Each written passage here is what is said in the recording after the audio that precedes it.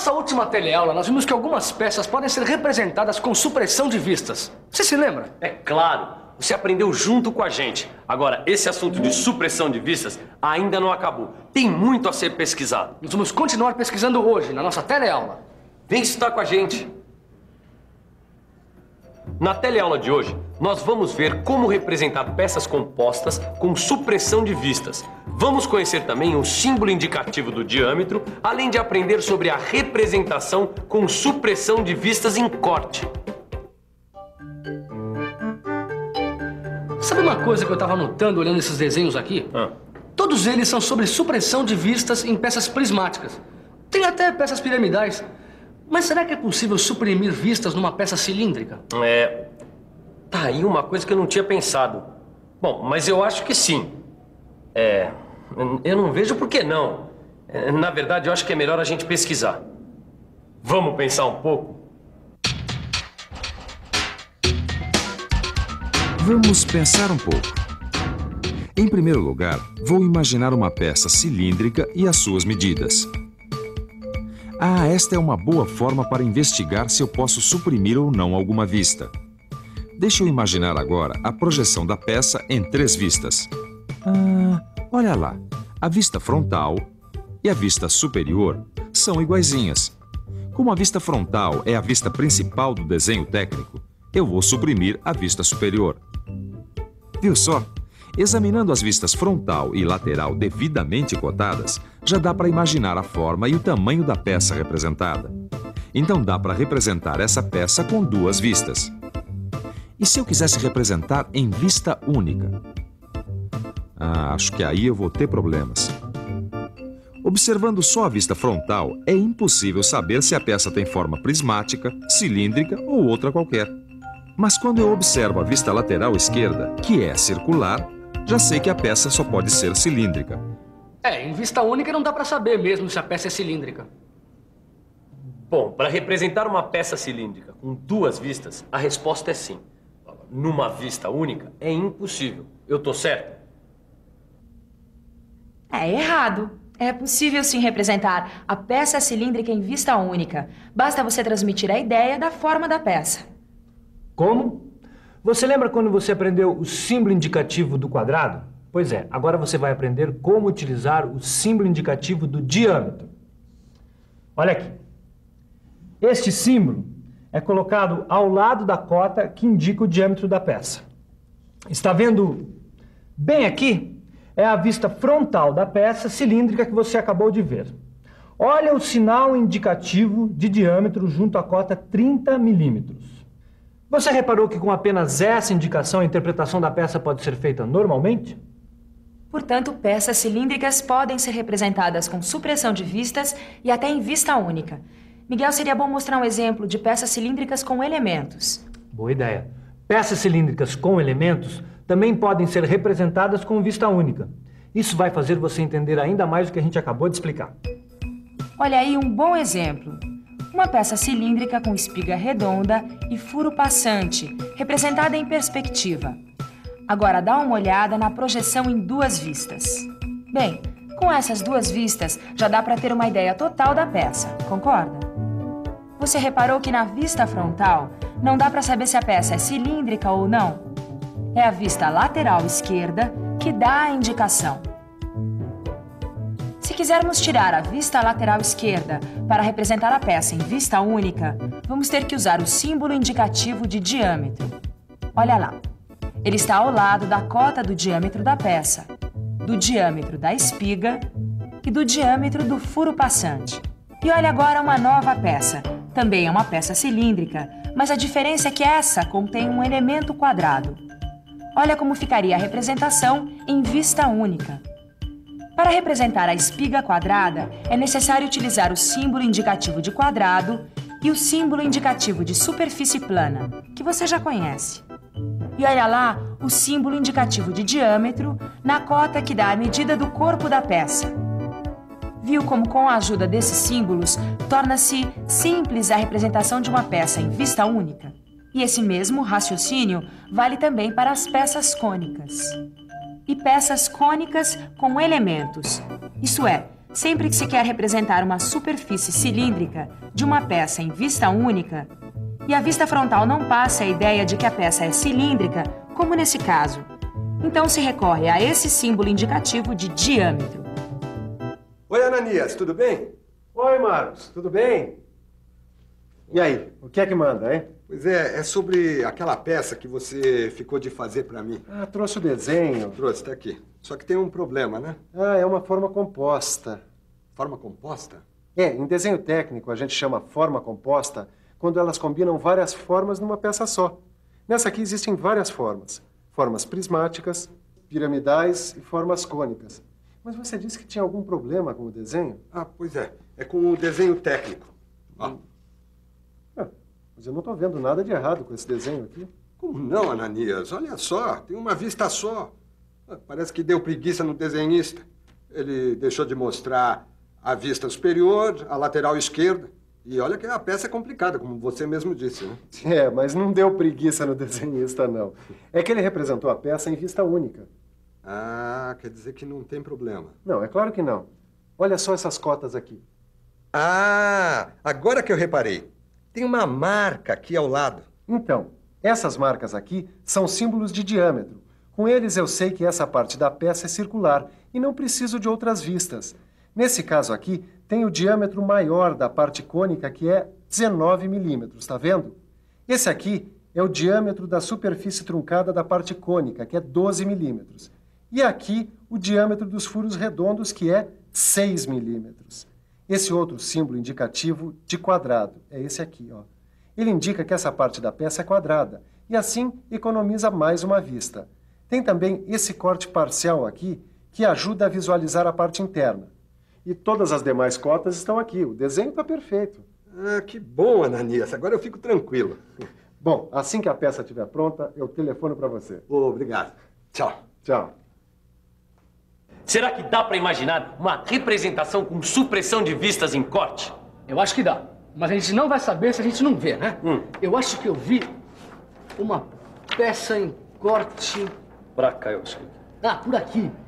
Olha aqui. Uma peça cilíndrica com uma espiga e um furo passante. É, e esta em corte total. É um ótimo exemplo. A gente podia tentar fazer as vistas ortográficas. Boa ideia. Vamos lá. Ó, vamos tentar suprimir uma das vistas. Certo, mas qual? Primeiro, vamos fazer a vista frontal, que é a principal. Olha só. Ela tem todas as informações, mas não disse a peça cilíndrica. Bom, então faz agora a vista lateral esquerda. Acho que você está certo, Tito. A vista lateral esquerda me parece uma boa escolha. Ah, olha só. Realmente, olhando a vista lateral esquerda, dá para deduzir a forma circular da peça, da espiga e do furo. Essas duas vistas bastam. E agora vamos tentar representar a peça em vista única. Acho que não é difícil. Olha só. Tá vendo? Sem a vista lateral esquerda, é preciso indicar a forma circular da peça na vista frontal. Eu vou colocar o símbolo indicativo de diâmetro na frente da cota 15, que é a cota do diâmetro da espiga, da cota 9, que é relativa ao diâmetro do furo passante, e da cota 25, que indica o diâmetro do corpo da peça. Perfeito. E você notou uma coisa? Olha só, esta linha que indica o corte na vista lateral e o nome do corte na vista frontal não aparecem na representação em vista única. Olha só, Tito. Então dá para representar uma peça em corte com supressão de vistas também? Não, e se dá para representar em corte total, eu acho que também dá para representar em outros tipos de corte. É, acho que dá. E dá mesmo. Você pode encontrar um desenho técnico com supressão de vistas em representação com meio corte e até com vistas parciais. Você se lembra das vistas parciais? Quando você aprendeu representações especiais, você viu como interpretar a forma de peças representadas por meia vista e até por quarta parte de vista. Você lembra? Angela, que tal a gente começar mostrando a supressão de vistas em uma peça simétrica? Exatamente o que eu ia sugerir. Isso porque em peças simétricas a gente pode aplicar o meio corte. Você quer ver? Olha só essa peça. Ela é cilíndrica. Você reparou também que ela é simétrica, tanto longitudinal quanto transversalmente? Agora, veja a representação ortográfica com supressão da vista superior. Ela não é necessária porque é igual à vista frontal. E preste bem atenção na vista frontal. Representada em meio corte, ela mostra tanto os elementos externos como os elementos internos da peça. Já a vista lateral esquerda mostra a forma circular da peça, das espigas e do furo. E veja como ficaria em vista única. Viu que as cotas dos diâmetros da peça e do furo passante foram transferidos para a vista frontal. Note uma coisa. Olha a linha da cota do diâmetro 14. Reparou como ela parece incompleta? Isso é porque essa cota se refere a um elemento interno que tem uma parte oculta. Quando parte do elemento está oculta, a linha de cota não é desenhada completa. Ela apenas ultrapassa um pouco a linha de simetria, de forma que fique claro o valor numérico. Mas é bom nunca esquecer de uma coisa. Quando um desenho técnico em corte é representado em vista única, é absolutamente necessário usar os símbolos indicativos de quadrado e de diâmetro, para dar ideia da peça com apenas uma vista. Aqui tem um bom exemplo de uma representação em vista única em vistas parciais. Vamos ver como é que fica a representação dessa peça em meia vista. Nesse caso aqui, o desenho técnico pode ser representado sem corte ou com corte. Repare bem numa coisa.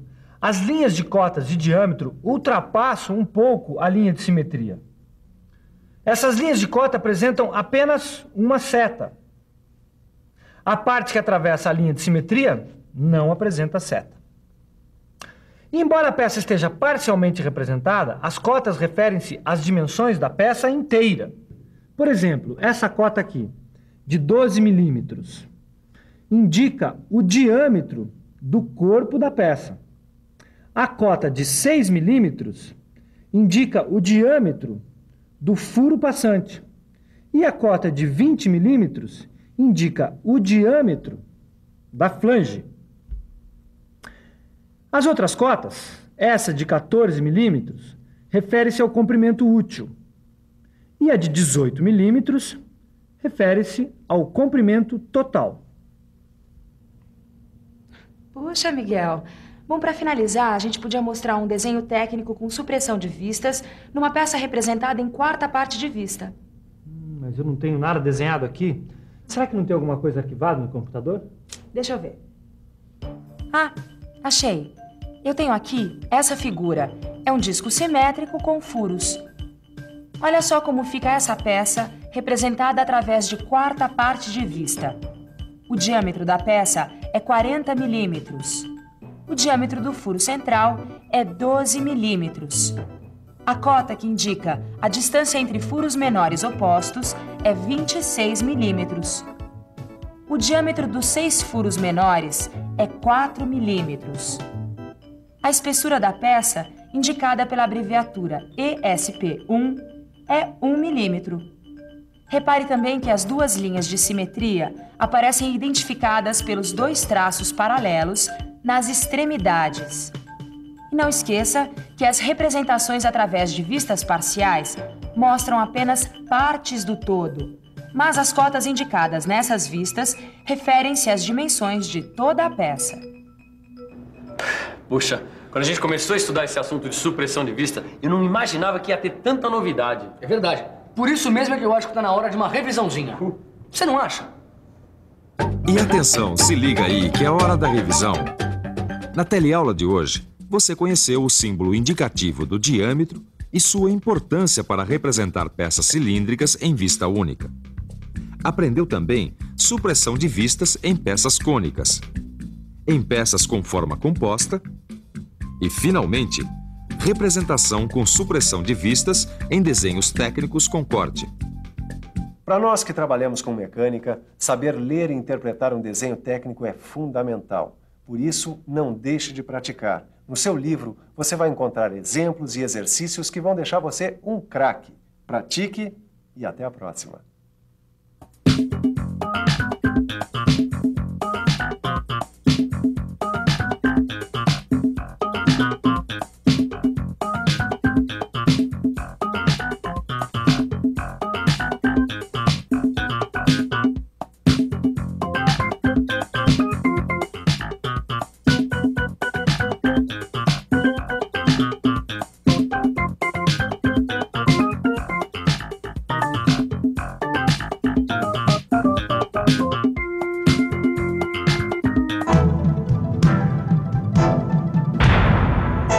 Telecurso 2000, um programa de educação do Sistema Fiesp e da Fundação Roberto Marinho.